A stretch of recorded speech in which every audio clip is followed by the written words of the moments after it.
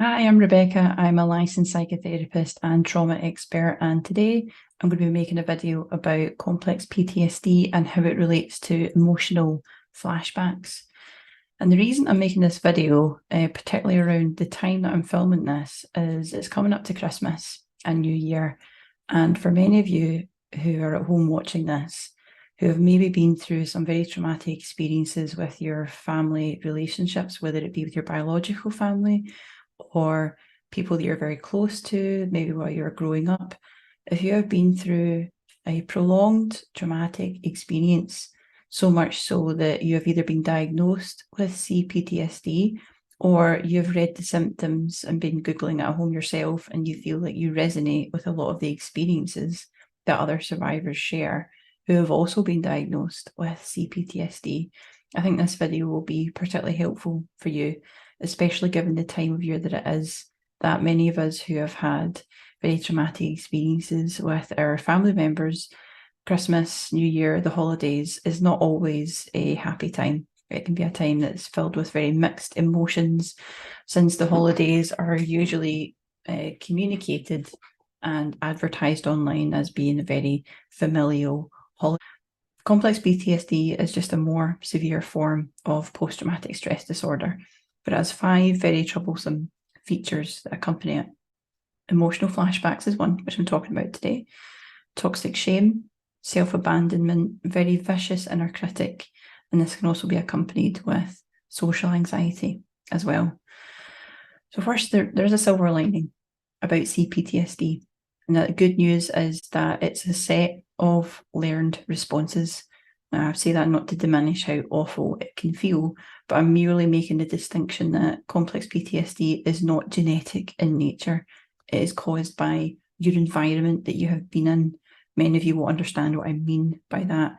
And so the reason it's a silver lining is because it's something that has been learned as a response to trauma, and therefore it is something that can be unlearned, so that what was not provided by perhaps your parents or family members who were originally involved with this trauma, these can now be provided with yourself, by yourself, or by others in your life as well.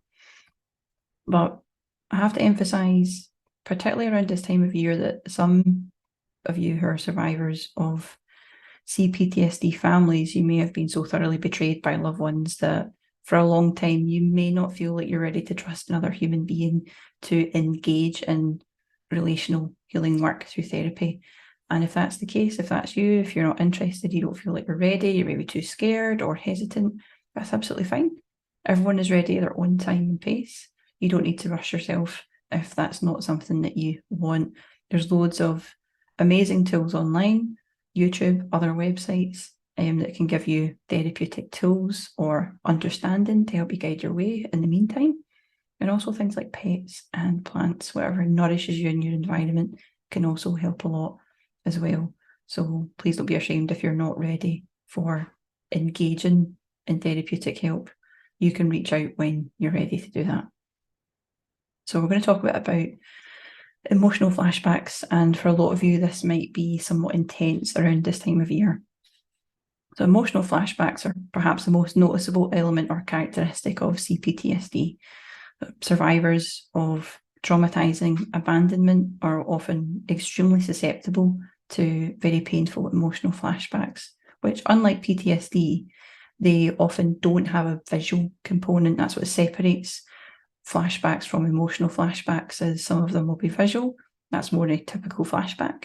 Some of them don't have a visual component, but it's more an emotional component. Sometimes you can get a combination of the two as well. So whichever resonates with you, this is the context to understand it in.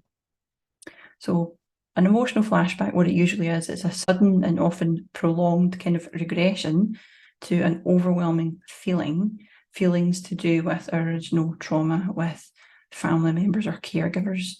So these might be feeling states that might include things like fear, it could be shame, alienation, even rage, grief, or just depression.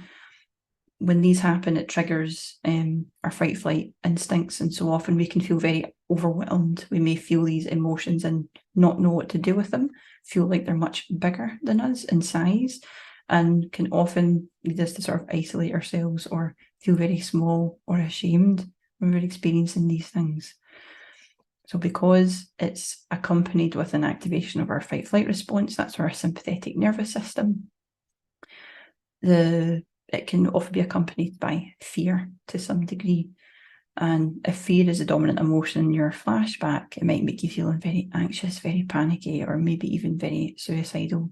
And I know for a lot of you over this time of year, these are feelings that can be somewhat intensified through your association of the holidays and how it's advertised or socialized in society. For some of you, it might be despair that is predominant there for an emotional flashback, and that can maybe leave you with a feeling of numbness, kind of paralysis or desperation. You might feel that you want to hide, feel very sort of powerless, and wanting to kind of withdraw from people. So this is just a brief explanation about what an emotional flashback is and how it differentiates from a more traditional flashback. And there's not so much a visual component, but we'll find ourselves reacting in our environment, usually kind of disproportionately to what's happening. So it might be someone just shouting about something, maybe at you or at someone else. It could be reading an email in a particular way that might tap into a trigger from your own past with your own relationships that's perhaps triggered some of those feelings before: fear, betrayal, rejection, shame, guilt, all these sorts of things.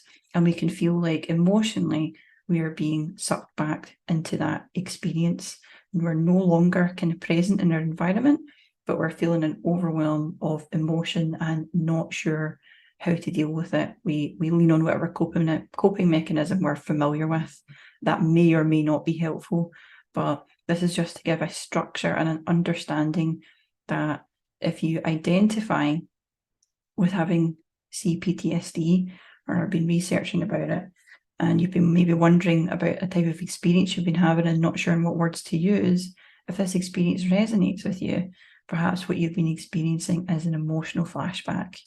And for those of you who are going through the holidays, perhaps feeling very mixed feelings about it, and you're experiencing this more often, please know that this is a very normal response to what you have survived through, and to give you a bit of hope in the future that when you are ready to engage in therapeutic help, these emotional flashbacks can dissipate and be much less intense and way less invasive in your life. You can get to a place where you experience emotions in a very manageable, tolerable way that doesn't feel like it ruins your whole day or several days or weeks of your life.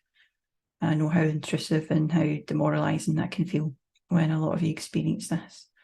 So feel free to drop a comment below about whatever your experience is with emotional flashbacks and whatever amount of detail you wish to share. I'm aware this is an online platform and not everyone wants to share a lot of details about that, but please feel free to comment about your experience. And if you like the video, drop a like and come back to this channel for more information about complex PTSD and all the signs and symptoms associated with that.